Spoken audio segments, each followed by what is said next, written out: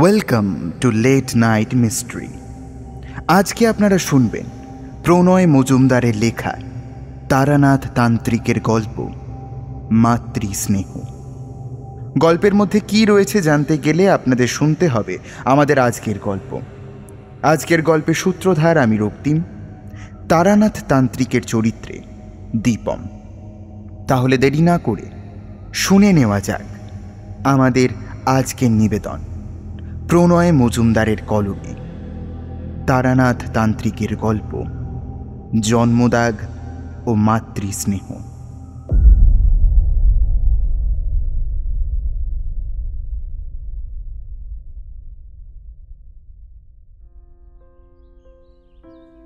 ফাল্গুন মাস শেষ হতে আর বেশি দেরি নেই। এরই মধ্যে বেশ গরম পড়তে শুরু করেছে কলকাতায়। বছরের এই সময়টায় না জানি কেন ছোটবেলার কথা বড্ড মনে পড়ে। গায়ের বাড়ির আম, কাঁঠাল আর নারকেলের ছায়া ঘেরা ছোটবেলার স্মৃতি মনটা কেমন যেন অস্থির করে তোলে। সবেমাত্র একটা ভাত ঘুম দেব বলে বিছানায় পড়েছি, অথচ ঘুম তো দূরে থাক, সামান্য তন্দ্রা আসার লক্ষণটুকুও টের পেলাম না। বিছানা ছেড়ে উঠে পড়লাম। ঘরের একপাশে ডাই করে রাখা ম্যাগাজিনগুলো থেকে একটা তুলে নিয়ে চোখ বোলাচ্ছি। এমন সময় দরজার কড়া নাড়ার শব্দ পেলাম। আমার স্ত্রী দরজা খুললেন। গলা শুনে বুঝলাম কিশোরী এসেছে। যাক, তবে ঘুমহীন দুপুরটার বুঝি একটা সদ্গতি হলো। ঘর থেকে বেরিয়ে এসে দেখি এক মুখ হাসি নিয়ে দরজায় দাঁড়িয়ে কিশোরী। আমি তাকে ভেতরে আসতে বললাম। কিশোরী বলল, আমি ভেতরে নয়, বরং তুমি তৈরি হয়ে তাড়াতাড়ি বাইরে এসো তো দেখি ভাইয়া। এই দুপুর রোদের তেজে আবার কোথায় বাইরে যাবে বলো তো? তার চেয়ে এত কষ্ট না করে চলো না, চলো ভেতরে গিয়ে বসে একটু আড্ডা দেওয়া যাবে এখন। কষ্ট করলে তবেই তো কেষ্ট ঠাকুরটি দেখা দেবেন। মডলেনটা বড্ড টানছে। লোকটার গল্পগুলো উদ্ভট গাঁজাগুড়ি হতে পারে, কিন্তু লোকটা গল্প বলতে জানে। না না, চটপট তৈরি হয় না তো। মডলেন মানেই তো তারানাথ। মনটা বেশ ফুরফুরে হয়ে উঠল, আর বিনা বাক্যব্যয়ে যা হোক ধুতিটা পাল্টে একখানা জামা গলিয়ে নিয়ে তাড়াতাড়ি রাস্তায় এসে পড়লাম। বাইরে ঝাঁঝা করছে ফাল্গুন মাসের দুপুর, তবু মাসের শেষ। অতএব এইটুকু পথ হেঁটে গিয়ে ধর্মতলার মোড় থেকে এক প্যাকেট পাসিংশ কিনে মটলেনে এসে পৌঁছলাম। দরজার কড়া নাড়তেই চারি এসে দরজা খুলে দিল। অভ্যর্থনা করে ভেতরে এনে বসালো। দেখলাম তক্তাপোষের উপর তারানাথ বসে আছে। কি যেন ভাবছে আপন মনে। তার চোখের দৃষ্টি যেন এই ঘরে নয়, বরং নিবদ্ধ রয়েছে বহু দূরের কোনোখানে। আমি ডাকলাম, তারানাথ। ও তোমরা, এসো এসো। তারানাথ যেন সম্বিত ফিরে পেল। অনেকদিন দেখেছি আমাদের আসার খবর আগে থেকে যেন তারানাথ কোনো মন্ত্র বলে জেনে যেত। আজ যেন তার ব্যতিক্রম হলো। পকেট থেকে পাসিং শোয়ের প্যাকেটটা বের করে রাখতে রাখতে কিশোরী বলল, কি ব্যাপার, আজকে আপনাকে এতটা মনমরা দেখাচ্ছে? আজকে কেন জানি মায়ের কথা খুব মনে পড়ছে। মা চলে গেছেন আজ কতকাল হলো জানো। বাউন্ডুলে হয়ে ঘর ছেড়েছি কত যুগ আগে, তবু যেন আজও সেই গাঁয়ের বাড়ির উঠোন প্রান্তে মা দাঁড়িয়ে আছেন আমার অপেক্ষায়। হে, যতই সন্ন্যাসী হই আর ভবঘুরে হই, নারীর টান উপেক্ষা করা বড় সোজা কথা নয়। বাবা মা কি কারো চিরকাল থাকে? কি বললে? থাকে না? বা হয়তো থাকে, আমরা তাদের দেখতে পাই না। তারপর একটা দীর্ঘ নিঃশ্বাস ফেলে খোলা জানলা দিয়ে বাইরের দিকে তাকালো তারানাথ। বড়ই উদাসীন সে চাহনি। কিশোরী আজ আর বিশেষ রসিকতা করল না, বলল, থাকে বুঝি? হ্যাঁ থাকে বই কি, অন্তত একবারের প্রত্যক্ষ প্রমাণ আমি পেয়েছিলাম। কিশোরী চোখ বড় বড় করে বললে, প্রমাণ? মানে সেটা কিরকম? প্যাকেট থেকে একটা পাসিংশ বার করে তারানাথ ধরালো। তারপর লম্বা দুটো টান দিয়ে সিগারেটটাকে শেষ করে ছায়দানি স্বরূপ পরিত্যক্ত নারকেলের মালায় সেটাকে গুঁজে দিল। পরন্ত দুপুরবেলায় দূরে এক অচেনা পাখি ডাকতে থাকলো এক ঘেয়ে সুরে। তারানাথ বলতে শুরু করলো, তখন আমি সম্পূর্ণ ভবঘুরে জীবনের একটা আলাদাই মজা কিন্তু আছে। সংসারের ভাবনা নেই, চিন্তা নেই, মন যেদিকে যায়, চোখ যেদিকে যায় সেদিকে নির্দ্বিধায় চলে যাওয়া যায়। নিয়তি হয়তো আমাকে এমনভাবে নিয়ন্ত্রণ করতো যে আমি সেই সব জায়গায় গিয়ে পৌঁছাতাম যেখানে ভবিষ্যতে বৃহৎ কোনো কর্মকাণ্ড সংগঠিত হবে। এমনই ফাল্গুন মাসের মাঝামাঝি, সময়টা 1999, বাংলার ওই 1325 হবে। সময়টা এত স্পষ্ট মনে আছে এই কারণেই যে এর কিছুদিন আগে বিশ্বযুদ্ধ শেষ হয়েছে। জানো তো, যুদ্ধ শেষ হলেও তার রেস থেকে যায় বহুদিন। বিশেষ করে গরিব মানুষের জীবনযাত্রা হয়ে ওঠে আরও কষ্টকর। যাই হোক, তো সেবার চালচুলোহীন আমি উদ্দেশ্যহীনভাবে হাঁটতে হাঁটতে চলেছি। হাতে কোনো কাজ নেই, সময়ের কোনো তাড়া নেই। বহু দূর থেকে একটা গ্রাম চোখে পড়ল। দূর থেকে দেখেই মনে হলো বেশ বর্ধিষ্ণু গ্রামখানা। আসার পথে অনেক শ্রীহীন গ্রামই চোখে পড়েছিল। সেখানে এই যুদ্ধের বাজারে এই গ্রামখানির চেহারা নিঃসন্দেহে বেশ ভালো বলা চলে। জমিদার বাড়ির চূড়া অনেক দূর থেকেই দেখা যেতে লাগলো, যেন জমিদার বাড়ি তার এবং তার প্রভুর মাথা উঁচু করে দাঁড়িয়ে আছে সগর্বে। প্রায় ঘণ্টাখানেক হেঁটে তবে গ্রামটিতে এসে পৌঁছালাম। লোকজনকে জায়গার নাম জিজ্ঞেস করলে বলল গ্রামটির নাম দেবানন্দপুর। ছবির মতন সুন্দর সাজানো গ্রামখানি, আর গ্রামের পাশ দিয়ে কুলকুল করে বয়ে চলেছে মা সরস্বতীর নদী রূপ। গ্রামে ঢোকার মুখেই মা বিশালাক্ষীর সুপ্রাচীন মন্দির চোখে পড়ল। তোমরা বিশালাক্ষীর কথা জানো তো? কিশোরী বলল, ওই তো মা লক্ষ্মীর আরেক রূপ, তাই না? না না, তা একেবারেই না। দেবী সতীর আর এক রূপ। বারাণসীর বাবা বিশ্বনাথ মন্দিরের পিছনে মীরঘাটে বিশালাক্ষী দেবীর মন্দির আছে। অনেকের বিশ্বাস এই মন্দির পুরাণে উল্লিখিত 51 শক্তিপীঠের অন্যতম। কথিত আছে বিষ্ণু সুদর্শন চক্রে সতীর দেহ ছিন্ন ভিন্ন হওয়ার সময় দেবীর 3 অক্ষি বা চোখের একটি এখানে পড়েছিল। দেবীর দিব্য চক্ষু সমগ্র বিশ্বকে দেখতে পায়, তাই দেবীর নাম বিশালাক্ষী। এই পীঠের শিব কাল ভৈরব নামে পরিচিত। মা বিশালাক্ষী বাংলার লৌকিক দেবীও বটে। বাংলার একাধিক অঞ্চলে দেবী বিশালাক্ষীর মন্দির দেখা যায়। এইখানে দেখলাম মা তার বিশালাক্ষী রূপে পূজিতা। তবে একটা অদ্ভুত জিনিস লক্ষ্য করলাম। এখানে মায়ের মুখে জীবের জায়গায় বেরিয়ে এসেছে এক পাটি দাঁত। সত্যি বলতে এমন মূর্তি আমি আগে কখনো দেখিনি। এক অদ্ভুত প্রশান্তি বিরাজ করছে দেবী মূর্তি এবং গর্ভগৃহে সর্বত্রে। মনে বেশ ভক্তি এলো। সাষ্টাঙ্গে প্রণাম সেরে বেরিয়ে এসে আবার হাঁটতে শুরু করলাম। কিন্তু গ্রামে ঢুকেই সব দেখে শুনে ব্যাপারটা আমার ভালো লাগলো না। কেমন যেন শঙ্কার ছায়া মানুষগুলোর চোখে মুখে। গ্রামে হয়তো ভয়ানক কোনো ঘটনা ঘটেছে এমনটাই বারবার মনে হতে লাগলো। তোমরা তো জানোই মধুসুন্দরী দেবীর দাক্ষিণ্যে কিছু দিব্য ক্ষমতা আমি পেয়েছিলাম, তাই শুভ অশুভ ধরতে পারতাম খুব সহজেই। কিন্তু এক্ষেত্রে অশুভ কিছুর ইঙ্গিত আমি পেলাম না। গ্রামের প্রান্তে নদীর ধারে এসে যখন পৌঁছালাম তখন দুপুর গড়িয়ে বিকেল হয়ে গেছে অনেকক্ষণ। শেষ বিকেলের পরন্ত আলো নদীর জলে এসে মিশছে। পশ্চিমের আকাশে সূর্যদেব তার আসন্ন বিদায় মুহূর্তের প্রমাণস্বরূপ ছড়িয়ে দিচ্ছেন মুঠো মুঠো সিঁদুরে আবির।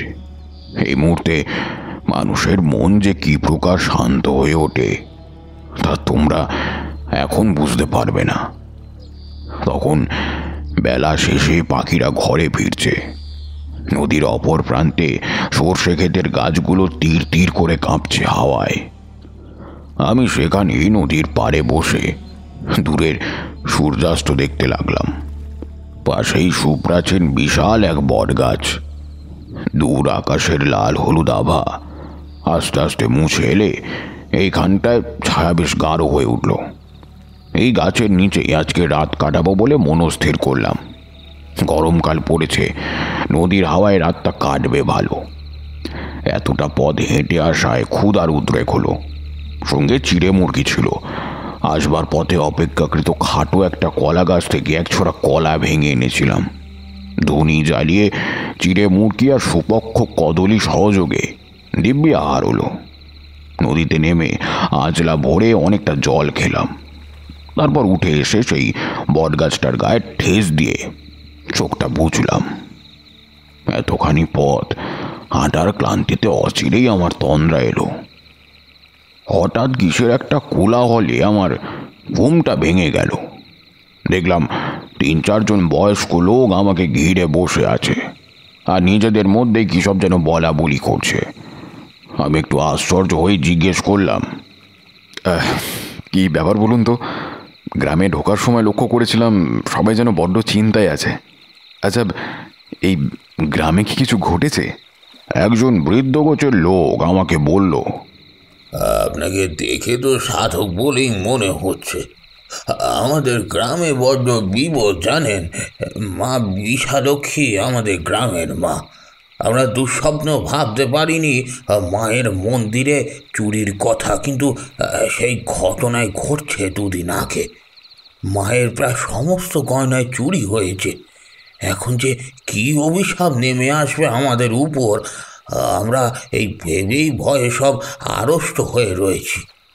আর জমিদার বাবুই বা আমাদের সঙ্গে কি ব্যবহার করবেন তাও মাই জানেন।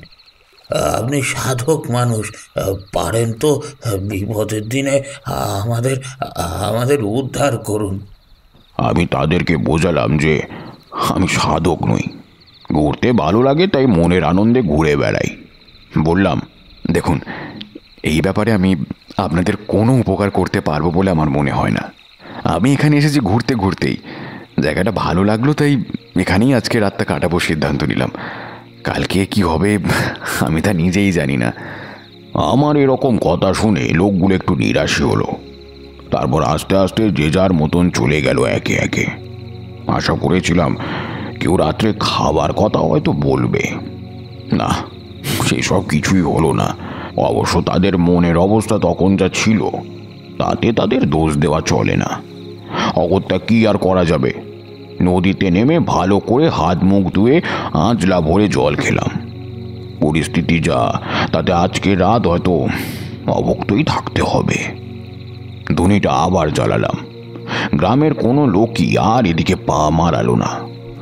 আমার মনেও চুরির ঘটনাটা একটু তোলপাড় তো করছেই। এরকম একটা সাধারণ গ্রামে মা বিশালাক্ষীর মন্দিরের সমস্ত গয়না চুরি হয়ে গেল। এত সাহস কার? কে করতে পারে এরকম জঘন্য কাজ? আর আদৌ কি বা তার উদ্দেশ্য? যাক, আমি আর কি করতে পারি, এইসব 7-5 ভাবতে লাগলাম। কুলকুল শব্দে জলের ধারা বয়ে চলল পাশ দিয়ে। শুক্লপক্ষের ভাঙা চাঁদ হেলে পড়ল আকাশের এক প্রান্তে। সময় যে কত তা আমি আন্দাজ করিনি।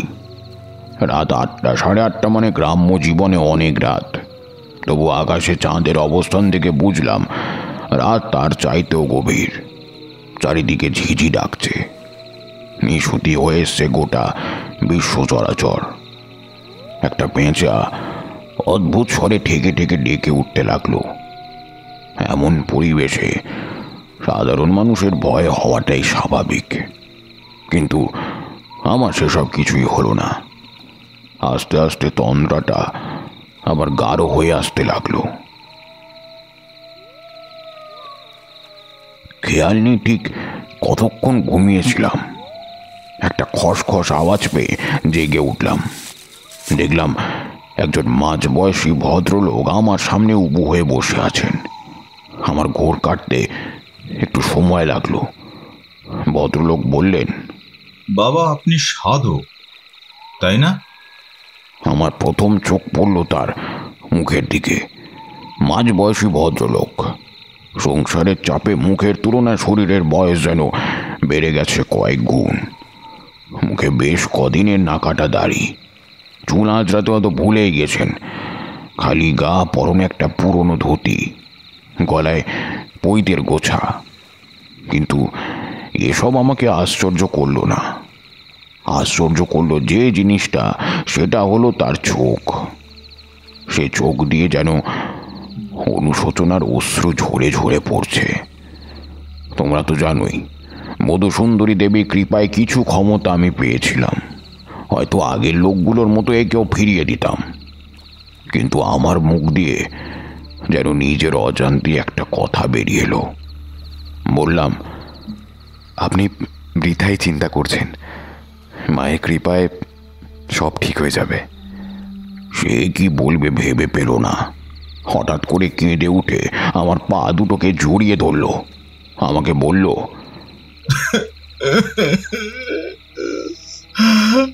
আপনি তো অন্তর্যামী, বলুন তবে আমার এই পাপের শাস্তি কি? আজ নয় কাল জমিদার মশাই সব জানতে পারবেন। তখন তো শুধু আমি নয়, আমার গোটা পরিবারটাই তো শেষ হয়ে যাবে। এবার আমি দুয়ে দুয়ে 4 করতে পারলাম। আমি তাকে বললাম, ব্রাহ্মণ সন্তান হয়ে আপনি মায়ের গয়না চুরি করলেন, কিন্তু কেন এই কাজ করলেন? কারণটা কি আমাকে সমস্তটা খুলে বলুন। সেই ব্রাহ্মণ বলল,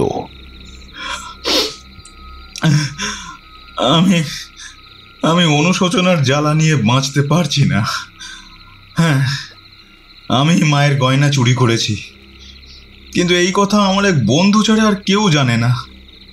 কিন্তু ঈশ্বর তো জানেন, আর আমি এই কথা কাউকে বলতেও পারিনি।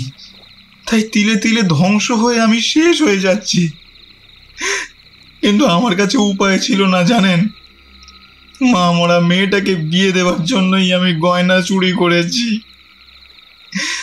আজ আমি সব কিছু আপনাকে বলবো, কিন্তু আপনাকে আমার একটু উপকার করতে হবে। আমি জানি না আমি আর কদিন বাঁচবো। আপনি কথা দিন যে আমার মেয়েটাকে দাঁড়িয়ে থেকে আপনি বিয়ে দেবেন, আর 8 দিন পরে আমার মেয়ের বিয়ে। আমি বললাম, আমি সবটা না শুনে আপনাকে এই কথা কি করে দিই বলুন তো? আর আপনি মায়ের গয়না চুরি করলেন, আরও অনেক উপায় তো ছিল টাকা জোগাড় করবার। মেয়ের বিয়ে দেওয়ার জন্য এত বড় পাপ কেন করলেন? এইখানে তারানাথ একবার থামল। চারি এসে 3 কাপ চা আর মুড়ি মাখা রেখে দিয়ে গেল। কিশোরী বলল, আপনি তাহলে শেষ পর্যন্ত একজন চোরকে সাহায্য করলেন? আমি তো জানতাম জ্ঞান তো আপনি কোনো অন্যায় করেননি, কিন্তু যতই হোক কোনো কন্যাদায়গ্রস্ত পিতা বুঝলাম। কিন্তু তাই বলে দেবী প্রতিমার গয়না চুরি করে কিনা মেয়ের বিয়ে? আর ওই মায়ের ব্যাপারটা যে বললেন আপনি প্রত্যক্ষ করেছেন, সেটারই বা কি হলো? তারানাথ চায়ে চুমুক দিল।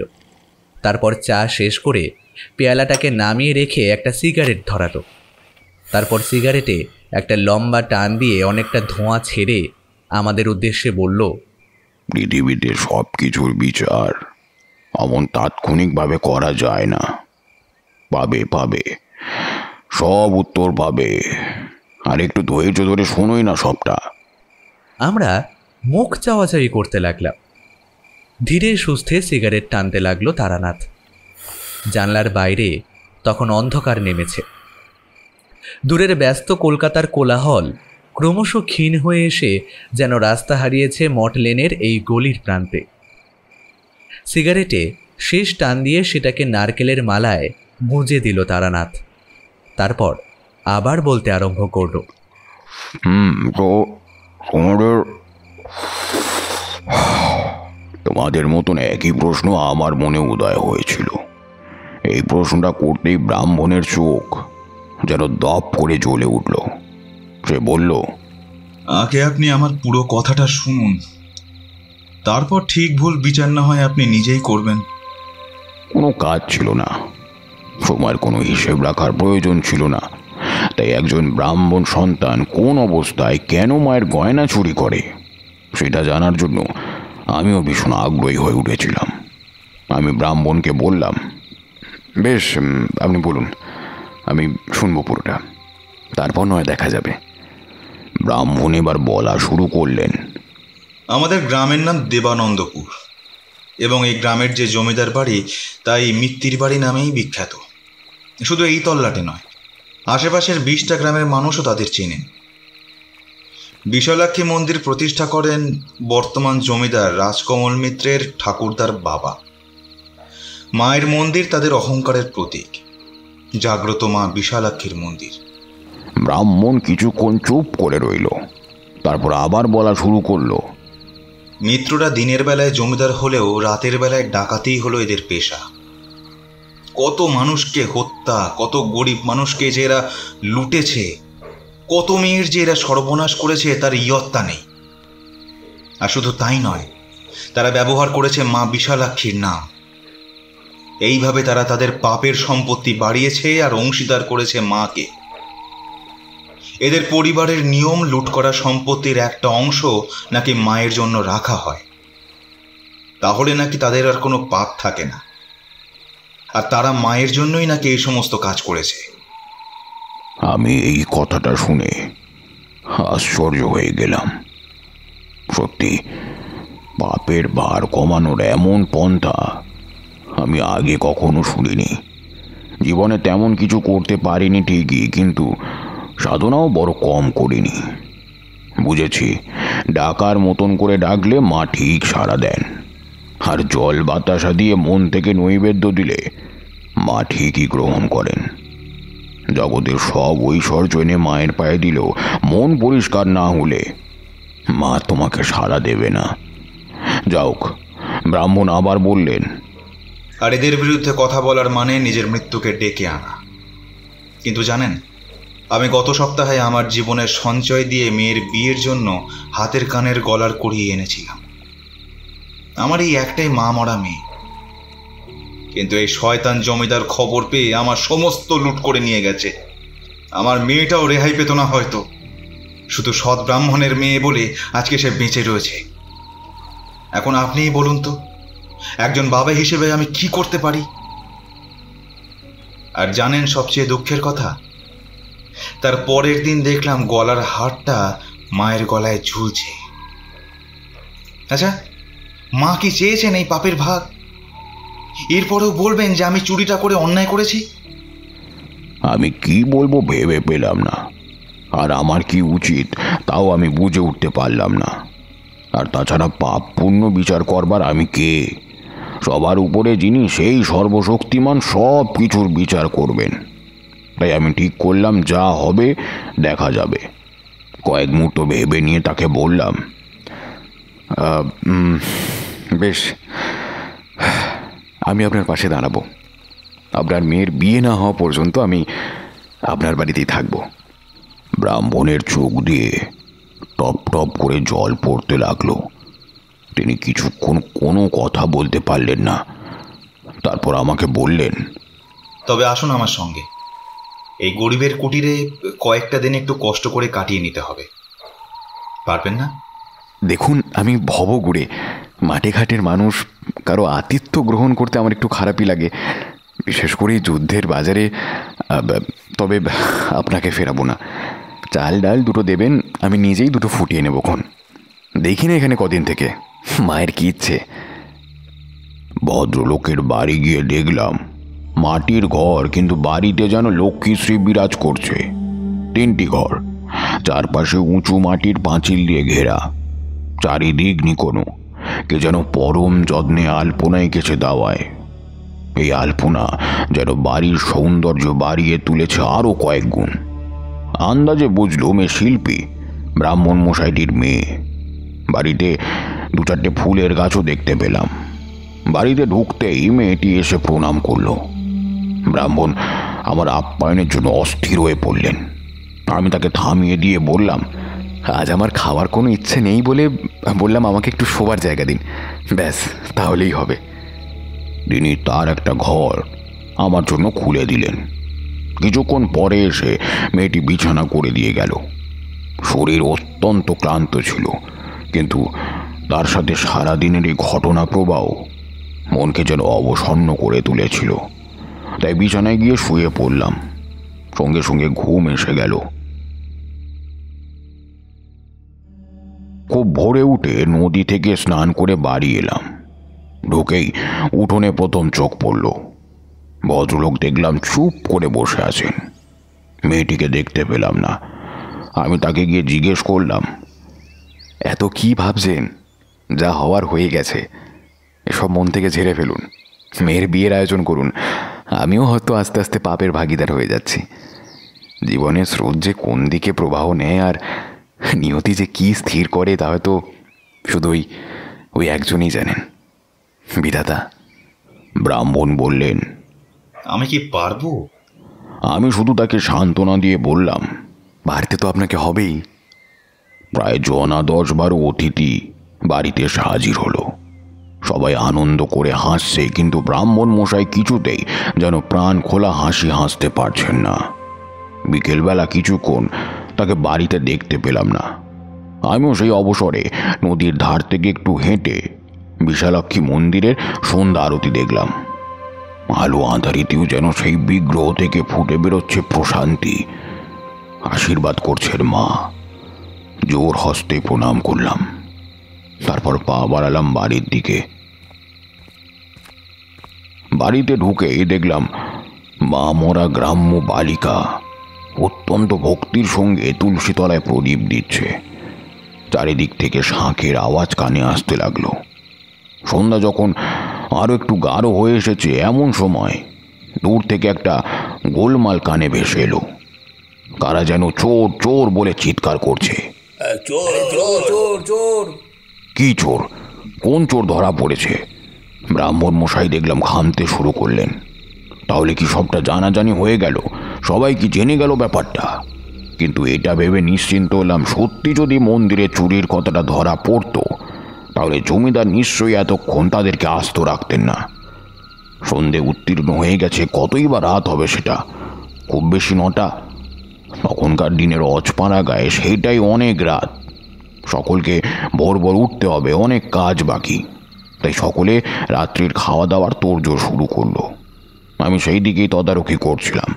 চোখ গেল দূরে মেঠো রাস্তার দিকে। মনে হলো কিছু আলিয়া যেন এই দিকে হেঁটে আসছে। ও হ্যাঁ, তোমরা তো আবার আলিয়া কি তা জানো না।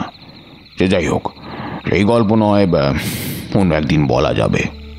কিন্তু ভুলটা ভাঙলো কিছুক্ষণ পরই। যেগুলোকে এতক্ষণ আলিয়া ভাবছিলাম সেগুলো আলিয়া নয়, মশাল।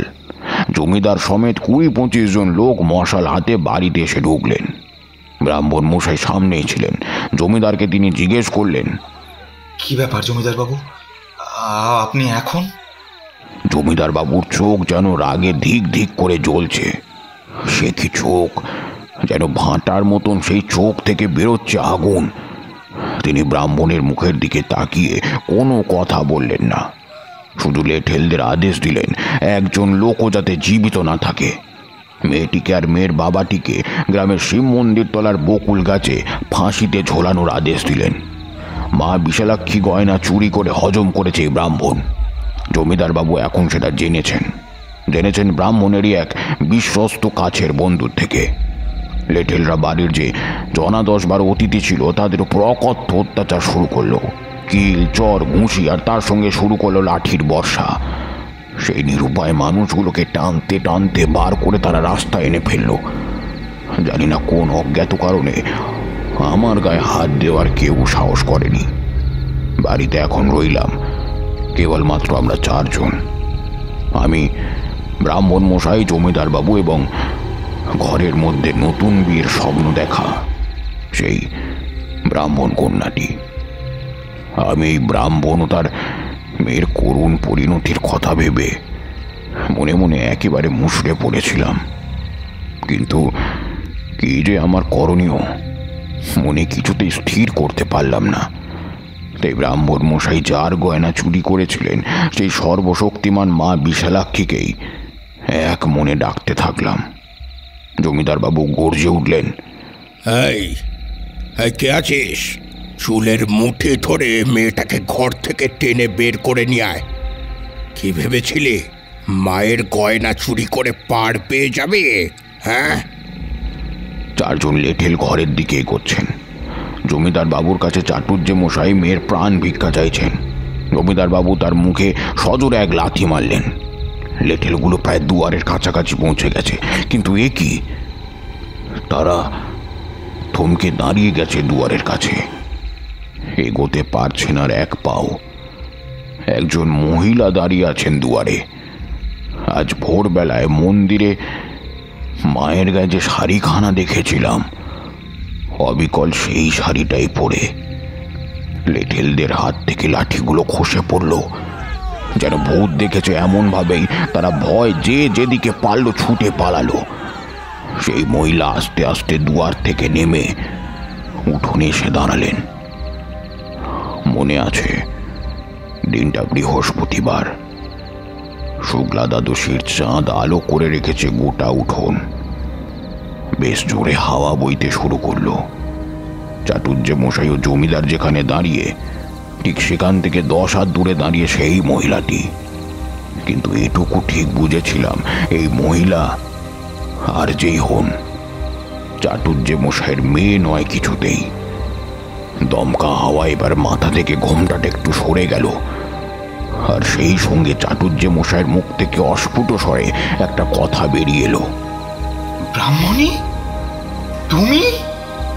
আমি পাশের দিকে তাকিয়ে দেখি জমিদার অজ্ঞান হয়ে পড়ে গেছেন। ভাবছি, মাতৃস্নেহ আর কাকে বলে? নইলে পরলোক থেকে ব্রাহ্মণী কিভাবে আজ তার মেয়েকে রক্ষা করতে এলেন? কিন্তু তার গায়ে মায়ের গয়না, মায়ের শাড়ি কেন? হঠাৎ আমার চারপাশের পৃথিবী বদলে যেতে শুরু করলো। আকাশে চাঁদের আলো ছিল, কিন্তু হঠাৎ যেন সেই আলো একত্রিত হয়ে নেমে এসে সেই নারীর ঠিক মাথার পিছনে অতি উজ্জ্বল এক বলয় সৃষ্টি করলো। কোথায় সেই মাটির ঘর, কোথায় সেই গ্রাম?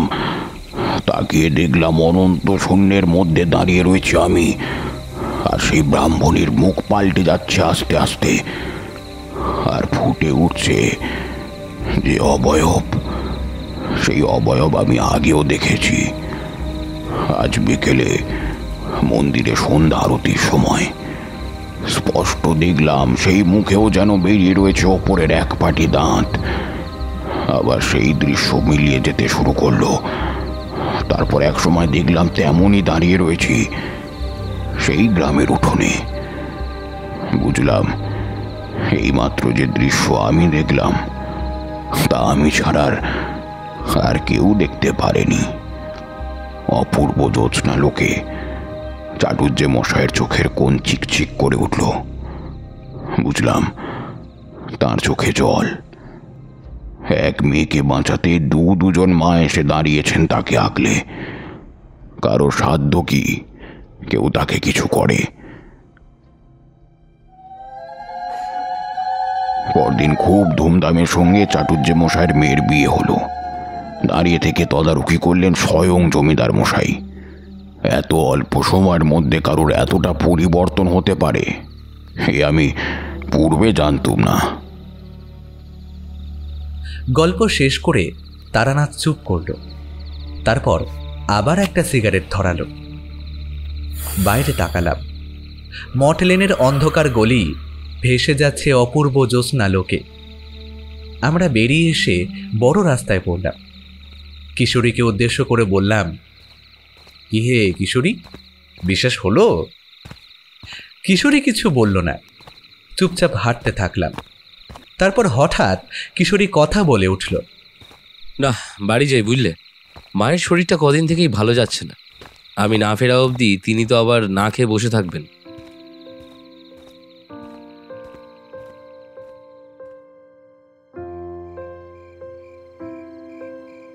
এর বেশ কিছুদিন পরের কথা। সেদিন আমি আর বিভূতি তারানাথের সামনে বসে আছি। কুমারের সেবার যে দেবানন্দপুরের হরপ্রসাদ চাটুর্যের ঘটনাটা বলেছিলাম, সেটা মনে আছে? অর্ধদগ্ধ পাসিং শোয়ে একটা লম্বা টান দিয়ে আমাদের উদ্দেশ্যে প্রশ্নটা করলেন তারানাথ। হ্যাঁ, সে আবার মনে থাকবে না ঠাকুরমশাই? দেবানন্দপুর গাঁয়ের মা বিশালাক্ষীর আশীর্বাদ পেয়েছিল ওই মেয়ে। যাক, তোমাদের মনে আছে তবে। যাই হোক, দাঁড়াও, আগে একটু চা বলি। তারানাথ তক্তাপোষ ছেড়ে উঠে ভেতরের ঘরে চলে গেলেন। আমি আর কিশোরী পরস্পরের মুখের দিকে চাইলাম। সে বললে, ভায়া, এ যে মেঘনা চাইতেই জল। আমি তো বাবু গল্পের গন্ধ পাচ্ছি। এই শীতের সন্ধ্যেটা জমে যাবে, কি বলো? ঠাকুর মশাইয়ের গল্প, সঙ্গে চা মুড়ি, আহা। হ্যাঁ ভায়া, সে আর বলতে। অঘ্রাণ মাসের শেষ, হাওয়া আপিসের পূর্ব ঘোষণা মতোই এরই মধ্যে জাঁকিয়ে শীত নেমেছে কলকাতায়। এ সময়টায় শীতের কুয়াশায় গৃহস্থ বাড়ির আঁচ দেওয়া কয়লার উনুনের ধোঁয়া মিশে এক অদ্ভুত ছায়া জগৎ সৃষ্টি করে এ শহরের অলিতে গলিতে। হলদেটে বাতির মলিন আলো সন্ধে রাতে গা ছমছমে এক অন্য কলকাতার জন্ম দেয়। ময়দানে সার্কাসের তাঁবু, খাঁটি নলেন গুড়ের রসগোল্লা কিংবা মোয়া নিয়ে হেঁটে যাওয়া ফেরিওয়ালার ডাক আসন্ন উৎসবের প্রাক প্রস্তুতি লগ্নে ধীরে ধীরে আলোয় সেজে ওঠা এ শহর উৎসবের আনন্দের। রবিবার, ছুটির দিন। মধ্যাহ্নে খানিক গুরুপাক আহার আনতে একখান পত্রিকা হাতে করে ছাদে উঠে রোদ পোয়াচ্ছি। বেলা বেশ পড়ে এসেছে। তা গিন্নি এসে আবদার করলে নিউ মার্কেট থেকে তাকে ছানার কেক এনে খাওয়াতে হবে। ছেলেমেয়েরাও সেই শুনে লাফিয়ে উঠলে। এদিকে মনটাও বেশ খানিকক্ষণ ধরেই চা চা করছিল। তাই একখানা জামা গলিয়ে একটা শাল গায়ে জড়িয়ে নিয়ে বেরিয়ে পড়ল। পাড়ার মোড়ে এক ভাঁড় চায়ের ফরমায়েশ করে সবে বেঞ্চিতে বসেছি। এমন সময় হঠাৎ কিশোরীর সঙ্গে দেখা। বুঝলাম সে আমারই খোঁজে আমার বাড়ির দিকেই যাচ্ছিল। তা তার এহেন আগমনের কারণটা অবশ্যই আমি কেন বোধ করি আমার পাঠককুলের কাছেও দুর্বোধ্য নয়। যাক, ভালোই হলো। নিউ মার্কেট অবধি এতখানি পথ আর একা একা যেতে হবে না বুঝে খানিক নিশ্চিন্ত বোধ হলো। চা পান করে দুজনে গল্প করতে করতে নিউ মার্কেট এসে পৌঁছলাম। সেখানে নিজের বাড়ির জন্য তো বটেই, তারানাথের বাড়ির জন্য এক প্যাকেট ছানার কেক আর একখানা পাসিং শোয়ের প্যাকেট কিনে শটান পৌঁছে গেলাম মঠ লেনে জ্যোতির্বিনোদ তারানাথ চক্রবর্তীর ভিটে।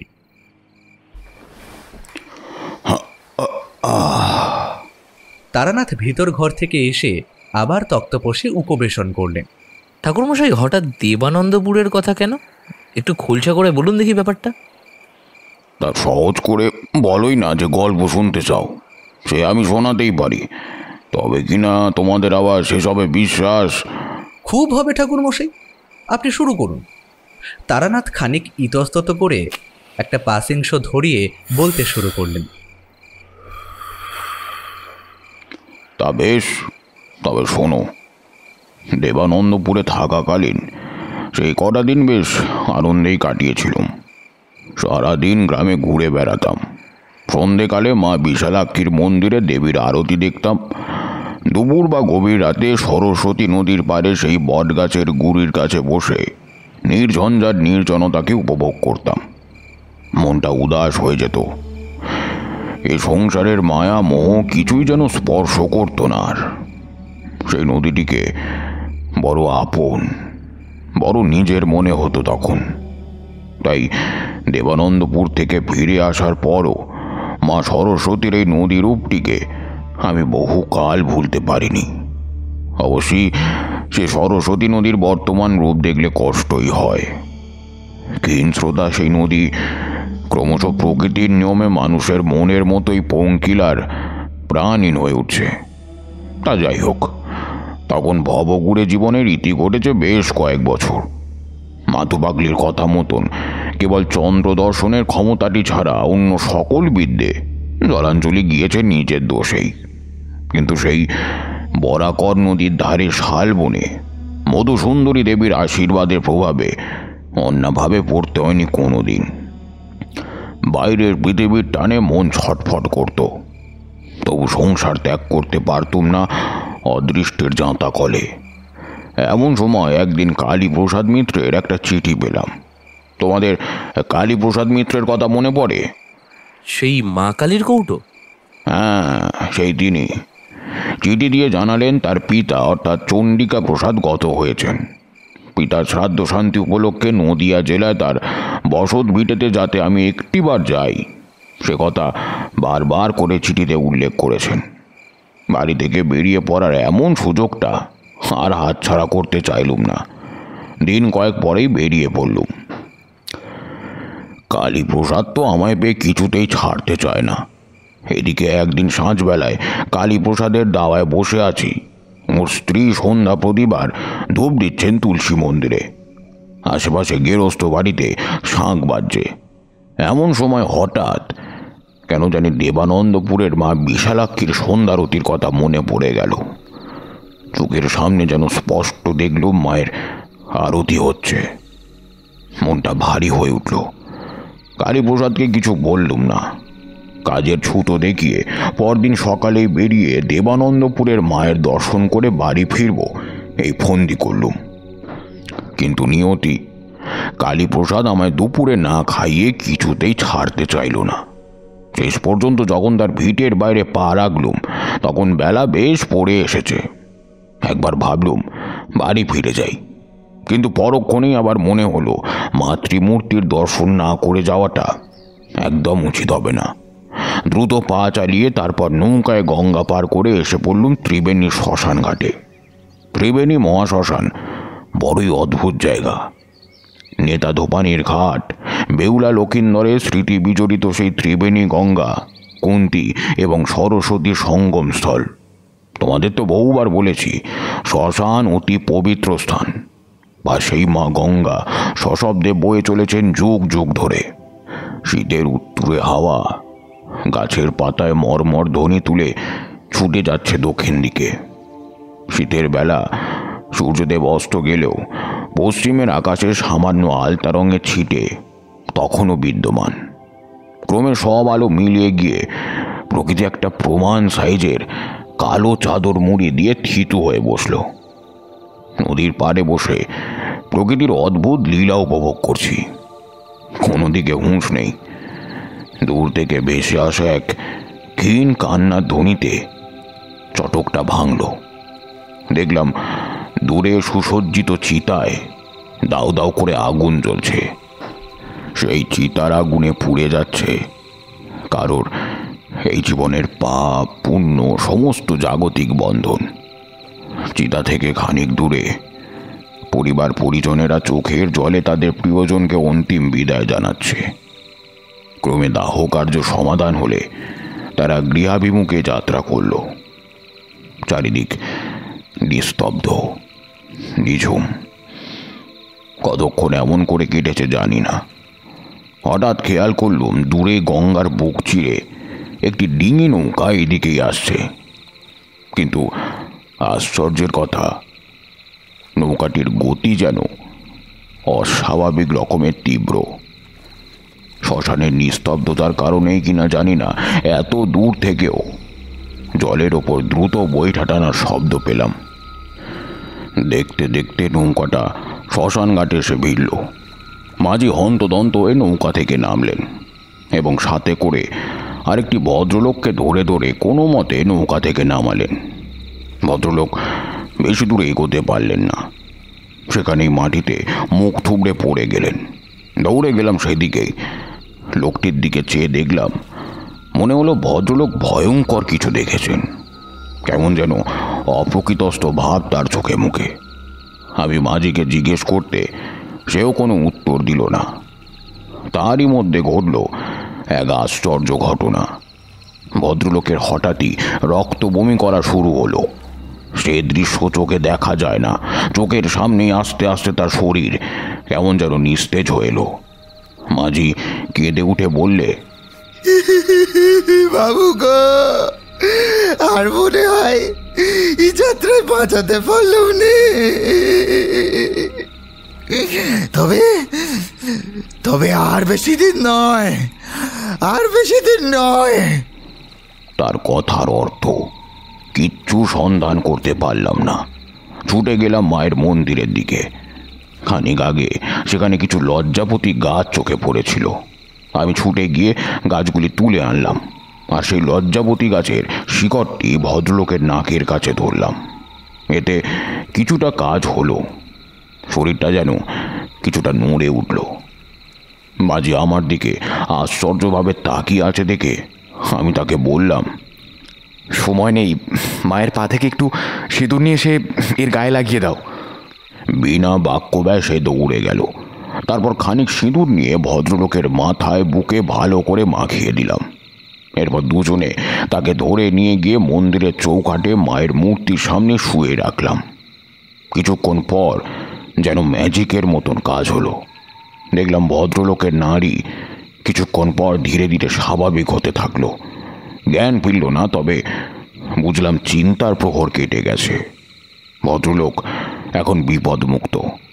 এবার মাঝি বললে, এই প্রথম তাদের হাত থেকে কেউ বাঁচালো গো ঠাকুর, এই প্রথম কেউ বাঁচালো।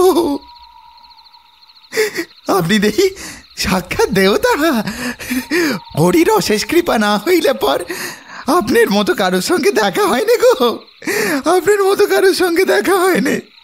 তাদের হাত থেকে বলতে মানে যদি ঘটনাটা খুলে বলতেন। একে আমার নাম চরণ দাস, বাড়ি ধুলিয়ারা গ্রামে, এখান থেকে পশ্চিমে 5 ক্রোশের পথ। আর ওই দাওনায় যিনি পড়ে আসেন উনি হইলেন গিয়া তার বেহারি গ্রামে সেন বাড়ি জামাই, ওর ঘরেই এই ত্রিবেণীতেই। তা কত করে কইলাম যে কর্তা সাঁঝের বেলা পড়ি আসে, এখন আর ও পথে যেওনি। তা কর্তা জেদ করতে লাগলে, তা 7 গাঁ পার করতে করতে এ অবস্থা। তাদের নাম মুখে আনতে নেই ঠাকুর। সাঁঝবেলা পড়লি তারা জলের ধারে দাঁড়ায় থাকে। এক বেটার ছেলে কাউরে পেলেই শেষ না করি সারে না। তা 7 গায়ের নাম শুনেছেন তো ঠাকুর? এখন লোকে কয় সপ্ত গ্রাম। শুনিছি এককালে সেইখানে বন্দর ছিল, চাঁদ বণিকের সপ্ত ডিঙা ভিড়। তো এই 7 গায়ের কাছেই সেই জায়গা। সাঁঝ নামলি ও পথে আর কেউ ডিঙি নৌকা নিয়ে যায় না গো। এখন সে জায়গায় জঙ্গল, নদীও সরু হয়েছে বিস্তর। তাই বাবু জেদ করলে, এখন দেখুন দেখি এটা রেনি কি করি এখন। তা চরণ, আমাকে সেখানে নিয়ে যেতে পারো? কথাটা শুনেই মাঝির চোখ মুখ যেন শুকিয়ে গেল। আমার দিকে চেয়ে তিনি বললেন, হরি হরি হরি হরি, হে কি কন ঠাকুর, সে জায়গা ভালো না ঠাকুর, সে জায়গা মোটে ভালো না। আর তাছাড়া অভিশাপ আজও শেষ হয় নাই। অভিশাপের। চরণ মাঝি কথা শেষ করতে পারল না। তার আগেই মন্দিরের পুরোহিত নিত্যানন্দ মারুজ্জে এসে উপস্থিত হলেন। তাকে সমস্ত ঘটনা বিস্তারে জানালাম। সব শুনে তিনি অসুস্থ ভদ্রলোকের দায়িত্ব নিলেন, আর লোক পাঠিয়ে তার গৃহে খবর দেওয়ার ব্যবস্থাও করলেন। এদিকে আমি সেই জায়গা সচক্ষে দেখবার জন্য অস্থির হয়ে উঠলাম। মাঝিকে জোরাজুরি করতে লাগলাম। কিশোর বয়সে ঘর ছেড়েছিল, তারপর সচক্ষে কত আশ্চর্য, কত অলৌকিক ঘটনার সাক্ষী হয়েছি। ভয় পেয়েছি বটে, তবে সে ভয় কোনোদিন সেভাবে আমায় পুরোপুরি গ্রাস করতে পারেনি। তারানাথের গল্প শেষ হলো না। চারি এসে আমাদের জন্য চা, ছানার কেক আর সঙ্গে পিঠে পুলি রেখে দিয়ে চলে গেল। নাও শুরু করো। আজ আমার একজন পুরনো ভক্ত এসেছিল বুঝলে, তা সে সঙ্গে করে গায়ের খাঁটি গুড় আর বাড়ির গাছের খান কতক নারকেল এনেছিল। তাই চারিকে 2টো পিঠে করতে বলে দিল। কিন্তু এত কিছু কে খাবে? তোমরা খাবে আবার কি? আরে তোমাদের বয়সে পাথর চিবিয়ে হজম করতুম, এই তো বয়স। নাও নাও শুরু করো, শুরু করো। আমরা শুরু করলাম। খেতে খেতে বললাম, ঠাকুরমশাই, আজ হঠাৎ এইসব গল্প কেন? দেবনন্দপুরের কথা বলবেন বলছিলেন, এ কোন মাঝের প্রসঙ্গ এসে পড়লো? আরে বুঝতে পারছো না, মাঝি ভূত দেখেছে, ঠাকুরমশাই ভূত তাড়াবেন, ব্যাস গল্প শেষ। কিশোরীর কথায় তারানাথ রাগ করলেন না। চা শেষ করে পেয়ালাটা নামিয়ে রাখলেন। তারপর মজ করে 1খানা সিগারেট ধরিয়ে বললেন, জীবন মনেই তো জটিল। এখন ভাবি, যদি সব কিছু এতটা সরল হতো তাহলেই হয়তো ভালো হতো। কিছু ক্ষমতা যে আমার ছিল এ কথা তোমাদের কাছে স্বীকার করেছি, তবে কার্যক্ষেত্রে কখনো কখনো নীরব দর্শক হয়ে থাকা ছাড়া আর কিছুই বিশেষ করে উঠতে পারিনি। সেদিন সেই শ্মশান ভূমিতে বসে মনে মনে ভাবছিলাম, মা বিশালক্ষী ডাক পাঠালেন, অথচ এ আমি কি করছি, কোথায় চলেছি, পরে অবশ্য বুঝেছিলাম। যাই হোক, শোনো তবে। তারানাথ সিগারেটে শেষ টান দিলেন, তারপর নারকেলের মালায় পোড়া অংশটা গুঁজে রেখে আবার বলতে শুরু করলেন। মাঝির সঙ্গে নৌকা বায়ে যখন গাঙে নামলুম, তখন সন্ধে উত্তীর্ণ হয়ে রাতের প্রথম প্রহর। গাঙে ভাটা পড়েছে, মাঘ মাসের শীত, সঙ্গে গঙ্গার হাওয়ায় শরীরের ভিতর পর্যন্ত যেন কাঁপিয়ে দিচ্ছে। গায়ের শালটা ভালো করে জড়িয়ে নিয়ে বসলুম। মনের ভেতর থেকে বারবার কে যেন বলছে, আজ এমন একটা কিছু দেখব যেটা হয়তো সারা জীবন মনে থাকবে। অতি ধীর গতিতে নৌকা ঠেলে চরণদাস এগোতে লাগলেন। মোহনা হয়ে ক্রমে অপেক্ষাকৃত কম প্রস্থে সরস্বতী নদীতে প্রবেশ করলুম। ঘষা কাঁচের একখানা হ্যারিকেন বাঁশের মাথায় আংটা থেকে ঝোলানো, সেখান থেকে আলো এসে পড়ছে নৌকার পাটাতনে। মরা চাঁদের আলো সঙ্গে কুয়াশা এসে দুপাশের ঝাউবনে ভয়ঙ্কর অথচ মন খারাপের এক অদ্ভুত স্থির চিত্র অঙ্কন করেছে। অনবরত ঝিঁঝির ডাক, দূরে ক্ষুধার্ত শ্রীগালের চিৎকার, আর খানিক দূরে গাছের ডালে মাঝে মাঝে রাত চড়া পাখিদের ডানা ঝাপটানো শব্দ নিশীথ রাত্রির নিবিড় নিস্তব্ধতায় খানিক ব্যাঘাত ঘটাচ্ছে। ক্রমে জল বাড়তে শুরু করলো। বুঝলুম জোয়ার এসেছে। এতক্ষণ ভাঁটায় লগি ঠেলে গায়ের জোরে নৌকা বইতে হচ্ছিল, এখন চরণদাস লগি হাতে চুপ করে বসে রইলেন। আচ্ছা চরণদাস, কখন কি জানি কোন অভিশাপের কথা বলছিলে? হ্যাঁ, সে যে অনেক কথা, তবে শুনুন। বাপ ঠাকুরদার মুখে শুনিছি আর কি, আজ থেকে নাকি 700 বছর আগের কথা। একদিন ভর দুপুরে বখতিয়ার খিলজি ঘোড়া ব্যবসায়ীর ছদ্মবেশ নিয়ে নদিয়ার রাজ দরবার আক্রমণ করলেন। রাজা লক্ষণ সেন তখন দুপুরের আহার করছিলেন। খবর শুনে তিনি প্রাসাদের গুপ্ত পথে পালিয়ে গিয়ে হাজির হলেন ঢাকার বিক্রমপুরে। অন্যদিকে খলজি নবদ্বীপ লুটতরা শেষে তৎকালীন বাংলার রাজধানী গৌড়ে এসে পৌঁছালেন এবং প্রায় বিনা যুদ্ধে গৌড় বা লক্ষণাবতী অধিকার করলেন। এই ঘটনার বছর দুয়েক পর তিব্বত আক্রমণে বিফল হয়ে খলজি দেবকোট মানে আইজকার দিনাজপুরে ফিরে আসেন এবং এক সময় মারাও যান। এর বেশ কয়েক বছর পরের কথা। দেবকোটের শাসক বাহারাম ঈদগিন জাফর খান সপ্তগ্রাম জয় করেন। এই সমস্ত এলাকার সঙ্গে ত্রিবেণী তখন জাফর খানের দখলে ছিল। লোকে তাকে বলতো বাংলার কালা পাহাড়। বহু হিন্দু দেবদেবীর মন্দির তিনি ধ্বংস করেন। তখনই সপ্তগ্রামের বন্দরের কাছে হাসনা বাজার বলে একটা জায়গা ছিল। আসলে নাম ছিল হাসিনা বাজার। সুন্দরী বা হাসিনার নামেই এই জায়গার নাম। শোনা যায় সুন্দরী রমণীদের এই জায়গা কেনা বেচা হতো আর বণিকরা এইসব নারীদের ভোগ করত। জাফর খাঁ এই সকল জায়গা জয় করে বহু হিন্দু দেবদেবীর মন্দির ধ্বংস করে ফিরে গেল। এই ত্রিবেণীতে গঙ্গার পাড়ে যে দরগা দেখছেন, সেখানটাও এককালে আমাদের শ্রীহরি অর্থাৎ বিষ্ণু মন্দির ছিল। এখনও সেখানে গেলে বহু দেবদেবীর মূর্তি দেখতে পাইবেন। জাফর খাঁ দেবকোটে ফিরে যাওয়ার আগে এই অঞ্চলে জমিদারি দিয়ে গেলেন তার অনুচর কুখ্যাত ইবলিশ খানকে। শোনা যায় ইবলিশ সেই সময় বাংলার তন্ত্র চর্চার প্রতি ঘোরতরভাবে আকৃষ্ট হয়। সে স্বধর্ম ত্যাগ করে ঘোর তান্ত্রিক জীবন কাটাতে থাকে। সাত গাঁয়ের কাছে জঙ্গলে সে তন্ত্র সাধনা করে প্রভূত ক্ষমতার অধিকারী হয়। তন্ত্র সাধনের এক পর্যায়ে এসে সে জানতে পারে যে ভৈরবী চক্রে পঞ্চমাকারে পুজো নিবেদন করলে আসরিক শক্তির অধিকারী হওয়া যায়।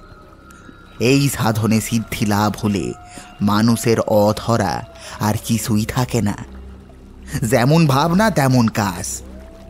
পূজা উপাদানের নিমিত্ত বিভিন্ন বয়সী 9 জন নারীকে গোপনে বন্দি করলে ইবলিশ। পূজা সম্পন্ন হলে তাদের ভোগ করে নির্মমভাবে হত্যা করে সে।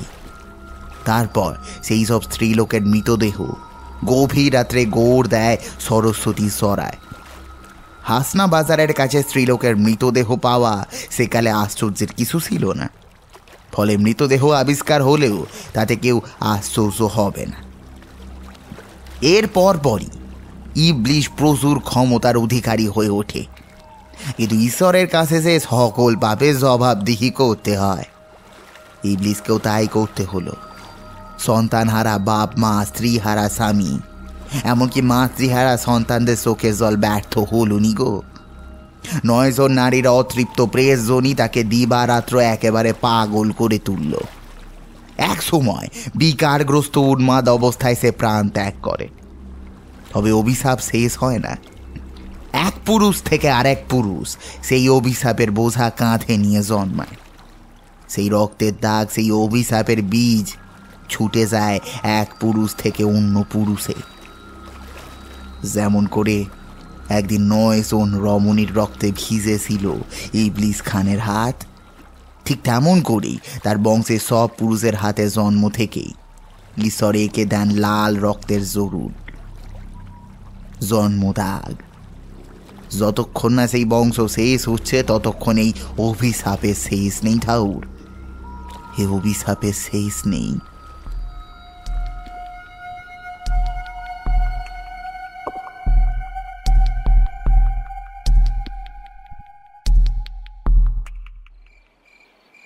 আচ্ছা ঠাকুরমশাই, 9 জন নারী কেন?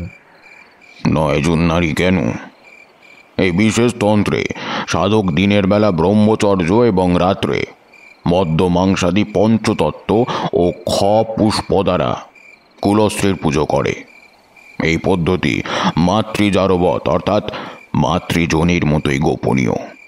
আচারভেদ তন্ত্রে বলা হচ্ছে পঞ্চতত্ত্বং পুষ্পঞ্চ পূজয়েত কুলয়েষিতম, অর্থাৎ কুলস্ত্রীর পূজা করিবে, তাহাতে পঞ্চতত্ত্ব ও পুষ্প ব্যবহার করিতে হইবে। পঞ্চতত্ত্ব অর্থাৎ মদ্য, মাংস, মৎস্য, মুদ্রা ও মৈথুন, এবং পুষ্পের অর্থ রজস্বলা স্ত্রীলোকের রজ। আর তন্ত্রে কুলস্ত্রী বা কুলকন্যা বলতে 9 প্রকার স্ত্রীলোককে বোঝায়: নটি, কাপালি, বেশ্যা, রজকী, নাপিতের স্ত্রী, ব্রাহ্মণী, শূদ্রকন্যা, গোপকন্যা এবং মালাকার কন্যা। আসলে সবটাই মানুষের মনের বিকার এবং সাধন পদ্ধতি মনুষ্য সৃষ্ট। নইলে ডাকার মতো করে শুদ্ধ মনে ডাকলেই ঈশ্বর ঠিকই সাড়া দেন, এসবের দরকার পড়ে না। যাই হোক, তারপর শোনো, কথা বলতে বলতে কত দূর যে এসে পড়েছিলাম সে হুঁশ নেই। এমন সময় হঠাৎ একটা কথা আমার মাথায় এলো। চরণ দাসকে প্রশ্ন করলাম, আচ্ছা চরণ, তুমি এত কিছু? প্রশ্ন শেষ হলো না, মুখের কথা মুখেই রয়ে গেল। তার আগেই হ্যারিকেনের ক্ষীণ আলোয় যা দেখলাম তাতে বুকের ভেতরটা চ্যাঁত করে উঠল। লগিয়াতে বসে আছে চরণ, গায়ে একটা পুরনো মলিন রজ্জপাট জড়ানো, আর তার নিচে অল্প আলোয় পরিষ্কার দেখতে পাচ্ছি তার হাত জোড়া। সেই হাতে একটা দীর্ঘ জরুল। চোখের ভুল নয়, ওই তো লাল জরুল, জন্মদাগ, যে দাগ ঈশ্বর নিজে হাতে এঁকে দিয়ে পাঠিয়েছেন তাকে পৃথিবীর বুকে। চরণ দাস, তবে তুমি? আমার দৃষ্টি অনুসরণ করে চরণ ক্ষীণ কণ্ঠে বললে, হ্যাঁ ঠাউর, আমি সেই বংশের নবম উত্তর পুরুষ। আজ কতকাল অপেক্ষা করে রয়েছি সেই মুক্তির আশায়। অদ্ভুত এক অনুভূতি সেই মুহূর্তে আমায় গ্রাস করলো। কত যুগ পূর্বে একদিন একটা মানুষের করা ভুল আজ তার বংশকে শেষ করে দেওয়ার মুহূর্তে এনে ফেলেছে। আর শুধু তাই নয়, এই মানুষটা কিছু না করেও পূর্বপুরুষের অভিশাপ বয়ে নিয়ে বেড়াচ্ছে, আর হাসতে হাসতে কত সহজেই বলছে মৃত্যুর জন্য অপেক্ষা করছি। মৃত্যুকে এত সহজে কি আমরা মেনে নিতে পারি? কি জানি, মনটা ভারী উদাস হইল। এইসব ভাবতে ভাবতে কতক্ষণ যে কেটে গেছে খেয়ালই ছিল না। নৌকা কোনো একটা জায়গায় এসে থামলো। জায়গাটার কাছে যেতেই মনে হলো পরিবেশ পরিস্থিতি যেন সম্পূর্ণরূপে পাল্টে গেছে। এতক্ষণ উত্তরে হিমেল বাতাসে শরীরে কাঁপুনি ধরছিল, কিন্তু এই স্থানে এসেই মনে হলো চারপাশের পরিবেশে যেন একটা তীব্র গুমট ভাব কাজ করছে। তোমরা তো জানোই, মধুসুন্দরী দেবীর আশীর্বাদে কিছু ক্ষমতা আমি পেয়েছিলাম। হঠাৎ করে মনের ভেতর কু ডাকতে শুরু করলো। আমি মাঝিকে জিজ্ঞেস করলাম, কি ব্যাপার, থামলে কেন? এইটাই তো সেই জায়গা ঠাকুর যেখানে তেনাদের দেখা মিলবে। হঠাৎ করে নদীর দক্ষিণ পাড়ে চাইলাম। যা দেখলাম তাতে বুকের রক্ত হিম হয়ে গেল। নৌকা থেকে খানিক দূরে দাঁড়িয়ে 9 জন স্ত্রীলোক। নৌকা থেকে তাদের দূরত্ব 10 হাতের বেশি নয়। অদ্ভুত তাদের রূপ, আর কি মোহময় সে দৃষ্টি। একবার দেখে যে কোনো পুরুষ গলে যেতে বাধ্য, কিন্তু আমি তাদের প্রত্যেকের চোখে সেদিন আগুন দেখেছিলাম। ঘৃণা এবং প্রতিশোধের তীব্র আগুন ঠিকরে বেরোচ্ছে তাদের দু চোখ থেকে। আর সেই সব স্ত্রীলোকের দৃষ্টি স্থির নিবদ্ধ চরণের দিকে। এই দৃশ্য কোনো সাধারণ মানুষের দৃষ্টিগোচর হলে তার মস্তিষ্ক বিকৃতি কিংবা মৃত্যু আশ্চর্য কিছু নয়। এইভাবে কতক্ষণ চলেছিল জানি না। দেখলাম আস্তে আস্তে সেই রমণী মূর্তিগুলি অদৃশ্য হয়ে গেল। চরণ, চরণ, ফিরে চলো। চরণ দাস বিনা বাক্য ব্যয় নৌকার মুখ ফেরালো। আচ্ছা চরণ, তুমি তো বৈষ্ণব, কিন্তু হ্যাঁ ঠাকুর, আমার ঠাকুর দাদা দীক্ষা নিয়েছিল। সেই থেকেই ইবলিশ খাঁয়ের পর আমাদের পূর্বপুরুষ সকলেই ছিল হিন্দু। চরণ, তুমি কি জানো যে তোমার পূর্বপুরুষরা কিভাবে মারা গিয়েছিলেন? ঠাকুর, সবই অভিশাপের ফল। আমার পূর্বপুরুষ সকলের মৃত্যুর ধরনও হুবহু এক। আমার বাপকে দেখেছি, 50 বছর হওয়ার পর আস্তে আস্তে কেমন যেন পাগলের মতো হয়ে গেছিলেন তিনি। সব সময় খেয়াল দেখতেন। এইসব স্ত্রীলোককে তার চারপাশে ঘুরতে দেখতেন, এবং একদিন তার জন্মদিনের তিথিতেই তিনি নাকি গঙ্গায় ঝাঁপ দিয়েছিলেন। শুনেছি আমাদের পূর্বপুরুষদের মৃত্যু নাকি ঠিক এভাবে, জন্মতিথিতে 50 বছর বয়সে। আমি বংশের শেষজন। আমার মৃত্যু হলেই আমার বংশ শেষ হয়ে যাবে, আর আমার বংশ এই বাজে অভিশাপ থেকে মুক্তি পাবে। কিন্তু আদৌ কি আমরা মুক্তি পাবো ঠাকুর? এই অতৃপ্ত আত্মারা কি মুক্তি পাবে? নৌকা ঘাটের কাছে ভিড়ল। আমি আর কিছু বলতে পারলুম না। বললাম, চরণ, আজ তুমি এসো, আমি কদিন এখানেই থাকবো। দেখা যাক মায়ের কি ইচ্ছা। আজ তাহলে চলি ঠাকুর, আবার আসবো। এই বলে চরণ ফিরে গেল। আমি ঘাটে দাঁড়িয়ে রইলুম। ক্রমে তার নৌকার আলো একসময় নদীর বাঁকে মিলিয়ে গেল।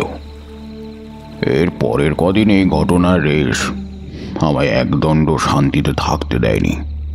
আমি আস্তানা গেড়েছি শ্মশানে, এবং এই কদিনে কত মানুষের চোখের জল দেখলাম। নিজের প্রিয়জনকে এই শ্মশানে শেষবারের মতন বিদায় জানাতে দেখলাম, তার ঠিক নেই। আরেকটি জিনিস দেখলাম, এই মন্দিরের মায়ের প্রতি এখানকার মানুষদের অগাধ ভক্তি। প্রত্যেকটি মানুষের মনে যেন এই বিশ্বাস রয়েছে যে এখানের মাকে ডাকলে মা সাড়া দেন। আমিও মন থেকে মাকে ডাকলাম, কিন্তু কোনো লাভ হলো না। চরণকে বাঁচানোর দ্বিতীয় কোনো পন্থা চোখেই পড়ল না। আজ বুঝি হয়তো এই ছিল নিয়তি, এই ছিল পরম করুণাময় ঈশ্বরের ইচ্ছা। বেশ কিছুদিন কাটলো। মা গঙ্গা দর্শন করছি, গঙ্গা স্নান করছি, আর এক মায়ের কোলে শুয়ে বসে দিন কাটাচ্ছি। শ্মশান যাত্রী যারা আসে তাদের দয়ায় দুবেলা অন্ন জুটে যাচ্ছে দিব্যি।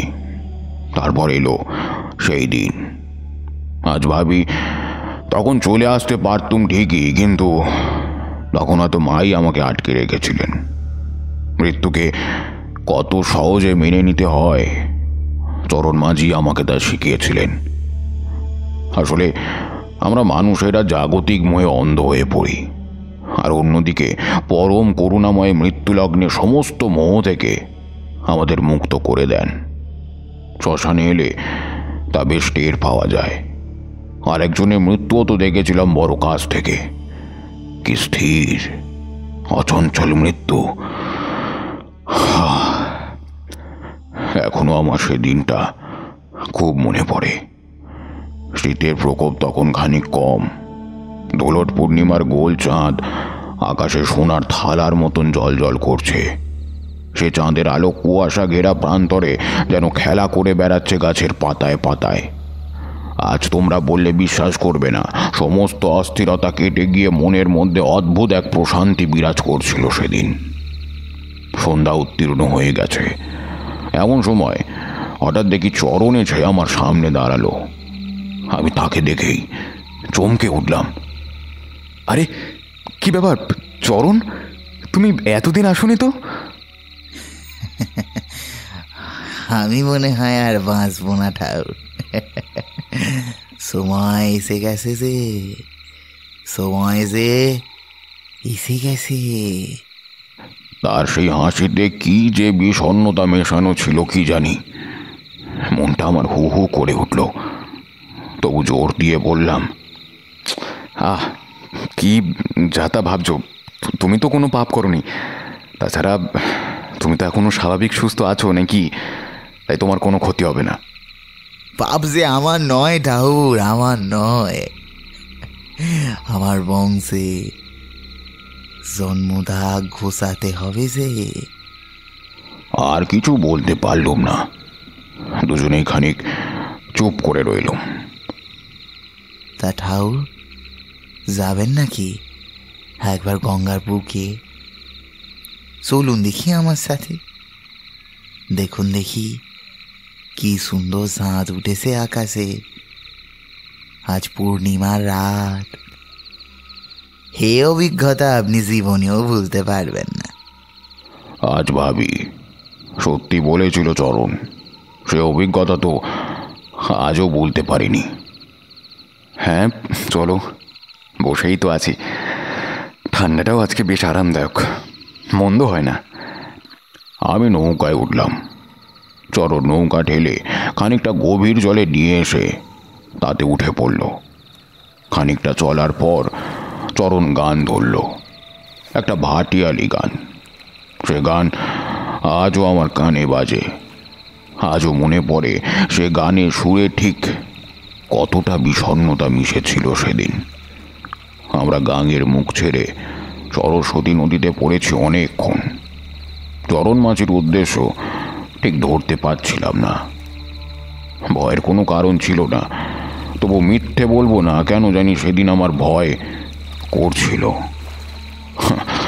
ভূতের ভয় নয়, কি যেন এক অমঙ্গলের আশঙ্কায় বারবার আমার বুক কেঁপে উঠছিল। তবু সময়ের টানে ভেসে চলেছিলাম কোনো এক অজানার উদ্দেশ্যে। এক সময় আগের দিনের সেই স্থান, সেই হাসানা বাজারের কাছে এসে নৌকা চরণ থামালো, বলল, এবার আমার যাওয়ার সময় হয়েছে ঠাকুর। আমি জীবনে কি করেছি তা আমি জানি না, তবে নিশ্চয়ই কিছু পুণ্য করেছিলাম। তাই তাই আপনার সাথে আমার দেখা হয়েছে। চরণ চরণ চরণ কি করছো? কি নৌকা ঘোরাও, ফিরে চলো তুমি।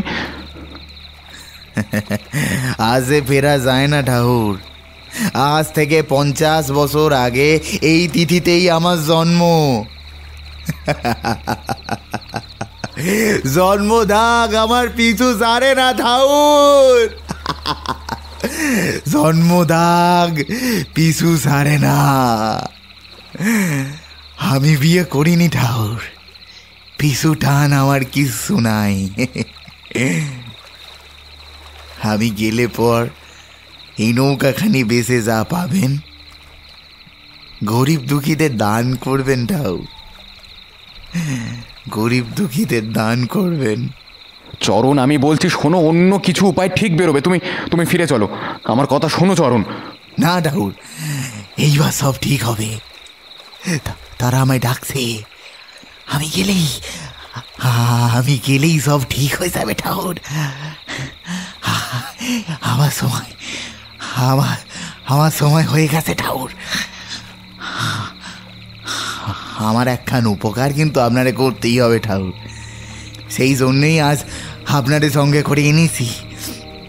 আপনি পুণ্যাত্মা, সিদ্ধ পুরুষ, তবু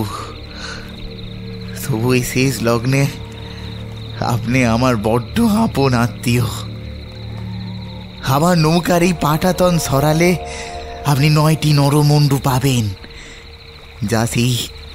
যা সেই নিষ্পাপ স্ত্রীলোকদের ঠাকুর। আমার পূর্বপুরুষদের পাপে তাদের গতি হয়নি।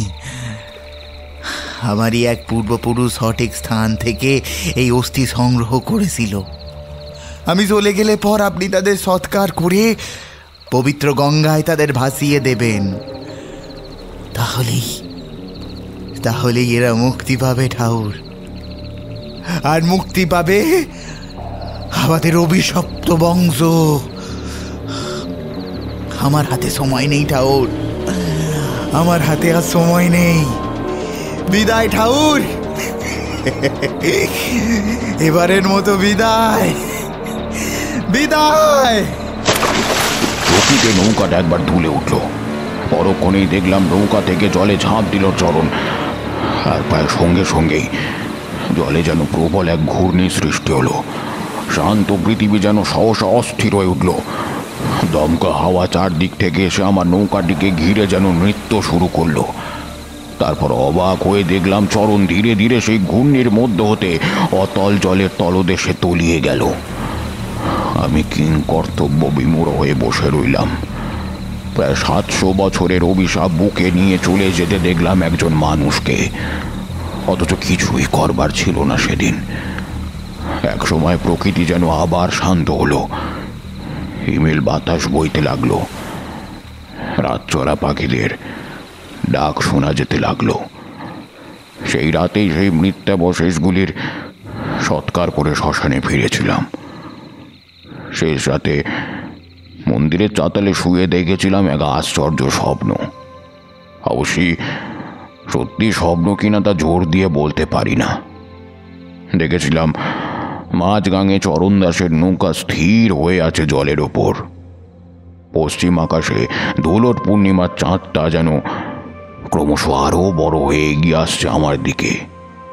সেই অপূর্ব জ্যোৎস্নায় ধৌত হচ্ছে বিশ্ব চরাচর। কোথায় দুপাশের নদী পার, কোথায় স্থলভাগ। দুপাশে স্থলভাগ মিলিয়ে গিয়ে যেন অনন্ত জলরাশির মধ্যে একখণ্ড তৃণের ন্যায় ভেসে আছে চরণের নৌকা। বহু দূরে কুজ্ঝটিকার পর্দা ঘেরা সেই অপূর্ব জ্যোৎস্নার ভেতর থেকে নেমে আসছে স্বর্ণখচিত একটা রথ। পেরিয়ে আসছে অনন্ত মহাকাশ। সেই রথ এসে থামল ঠিক আমার থেকে কিছুটা দূরে। অবাক হয়ে দেখলাম সেই রথের সারথি অন্য কেউ নয়, চরণ। তারপর সেই কুজ্ঝটিকার মধ্য থেকে আবির্ভাব হলো 9 জন স্ত্রীলোকের। কি শান্ত, কি স্নিগ্ধ তাদের দৃষ্টি। তারা সেই রথে উপবেশন করল। ক্রমে সেই রথ ছুটে চলল অনন্তের উদ্দেশ্যে। তারপর এক সময় দৃশ্যপট আবছা হয়ে মিলিয়ে গেল নিশ্ছিদ্র অন্ধকারের ভেতর। পরদিন ঘুম ভেঙেছিল মন্দিরের পুরোহিতের ডাকে। চরণকে দেওয়া প্রতিশ্রুতি মতোই তার নৌকা বিক্রি করে সে টাকা দান করেছিলাম আর্তের সেবায়। তারপর পায়ে হেঁটে পৌঁছেছিলাম দেবানন্দপুরে। বুঝেছিলাম মৃত্যু ঠেকাতে নয়, বরং বিদায়কালে চরণকে সাহায্য করতে মাই আমাকে ডাক পাঠিয়েছিলেন। বহুদিন ঘর ছাড়া, তাই মাকে প্রণাম করে সেই দিনই যাত্রা করেছিলাম কলিকাতার অভিমুখে। আচ্ছা ঠাকুরমশাই, আপনি বললেন চরণ মাঝির প্রত্যেক পূর্বপুরুষের মৃত্যুর আগে মস্তিষ্ক বিকৃতি ঘটেছিল, কিন্তু চরণের ক্ষেত্রে ব্যতিক্রম হলো কেন? চরণ পাপী ছিল না, মৃত্যু ভয়ও তার ছিল না কোনো দিনই। নিজের মৃত্যু নিজের মুক্তি ভাবনার চেয়েও নিষ্পাপ। 9 জন স্ত্রী লোকের মুক্তি লাভের ভাবনাই তাকে ভাবিয়েছিল ঢের বেশি।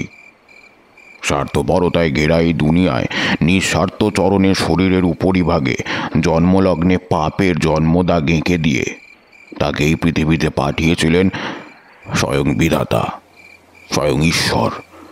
তবে ওই জন্মদাগের চেয়েও প্রকট হয়ে উঠেছিল আর একটি জন্মদাগ। সে দাগ ছিল লোকচক্ষুর অন্তরালে।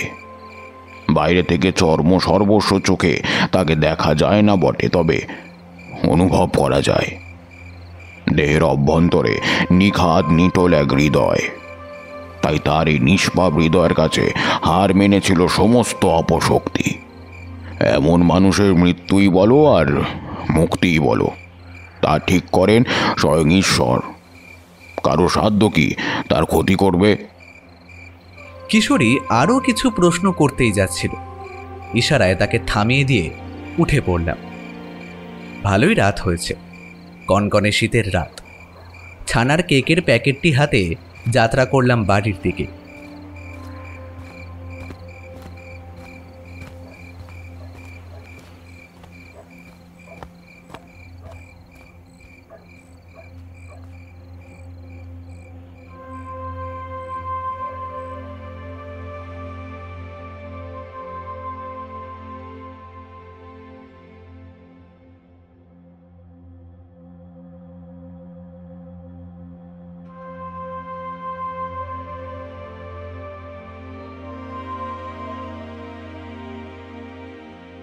এতক্ষণ আপনারা শুনলেন আজকের দ্বিতীয় গল্প, প্রণয় মজুমদারের লেখা আরও একটি তারানাথ তান্ত্রিকের গল্প, জন্মদাগ।